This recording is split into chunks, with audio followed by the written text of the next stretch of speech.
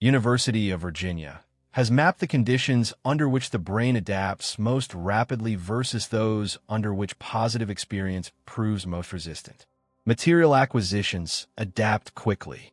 A new car, a larger home, a new device, any object that becomes part of the ordinary furniture of daily life tends to become invisible within weeks to months. Novel experiences adapt more slowly, especially when they are varied and invite continued discovery over time rather than being consumed once. Social connection resists adaptation more robustly than almost any material category, provided it involves genuine presence and mutual attention rather than contact alone. And meaning, the felt sense that what you are doing matters beyond your immediate self, resists adaptation most powerfully and most consistently of anything researchers have measured. What this means practically is not a formula for escaping hedonic adaptation, because adaptation cannot be escaped. The question is not how to stop the treadmill. The question is where to point your energy, knowing that the treadmill exists and will keep moving regardless. Every person who has ever made a list of what they want their life to look like has been, in most cases, listing the things that will adapt fastest. The things that resist adaptation are harder to describe, harder to show other people, and almost never what someone has in mind when they say that you simply want to be happy. You were not wrong to want what you wanted. You were not wrong to pursue it. The feeling that arrived was genuinely real. The fact that it faded is not proof that you chose wrongly or that happiness itself is a myth. It is proof that your brain did exactly what it was built to do. And knowing that changes what you choose to reach for next. If this opens something in how you understand your own wanting, subscribe. Every week on this channel, we go further into the systems shaping why you think, feel, and choose the way you do. The next video, or negative. Their research suggested that roughly 50% of a person's happiness level at any given moment is determined by this genetic baseline. Roughly 10% is determined by life circumstances, the category most people spend the vast majority of their time pursuing. Income, status, relationships, possessions, achievements, appearance. And the remaining 40% comes from what researchers call intentional activities. Not what you have or achieve, but how you choose to engage with experience as you are living at 0.10%. The entire domain of external achievement and acquisition. The domain that organizes most people's daily decisions and long-term plans accounts for approximately 10% of sustained happiness over time. Not because external circumstances never matter at all. They do briefly, measurably, but adaptation is inevitable and systematic. The brain is a contrast detection machine. It registers change, processes the novelty of that change, and then recalibrates to treat the new state as the standard against which whatever comes next will be measured. This is not a flaw in the system. Is the system working as designed? The capacity to normalize experience is what allows humans to function under wildly varying conditions, to stop being overwhelmed by suffering long enough to address it, and to stop being consumed by joy long enough to prepare for what comes after. Adaptation makes continued functioning possible. It simply does not serve the parts of life that require sustained fulfillment rather than momentary emotional processing. Here is what makes this more useful than it first appears.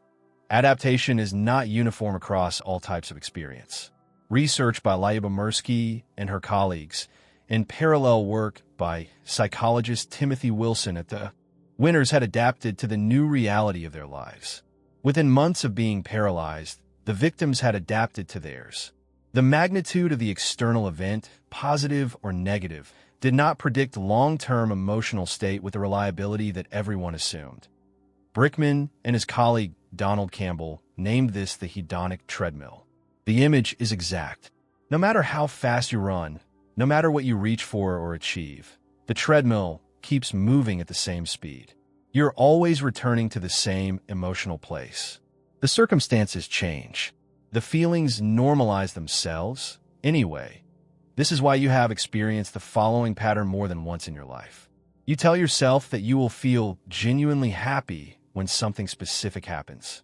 When you get the job, when you move to the right city, when the relationship becomes serious, when you reach the goal weight, when you finish the degree, when a number in your account crosses a particular threshold. And then it happens. And there is happiness, real and genuine, for a period that feels significant while you are in it. And then that period ends. And you find yourself looking at the next thing on some internal list, telling yourself again that you will be happy when. The destination keeps moving. Not because you're ungrateful or broken or constitutionally incapable of satisfaction, because your brain was built to move the destination. That is its job, and it is extraordinarily good at doing it.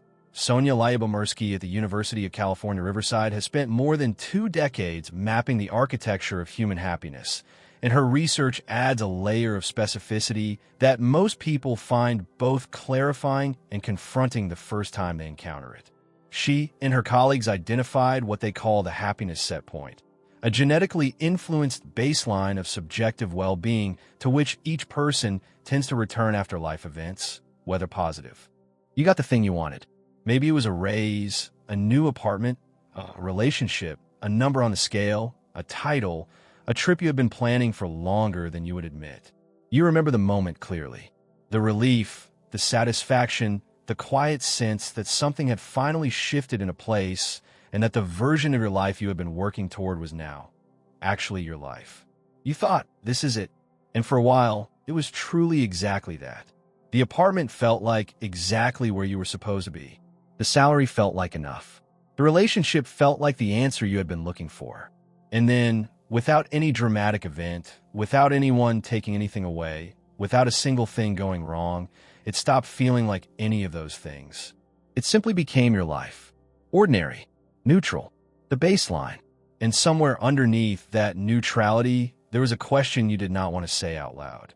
Why does nothing stay good? The answer has a name. Psychologists call it hedonic adaptation.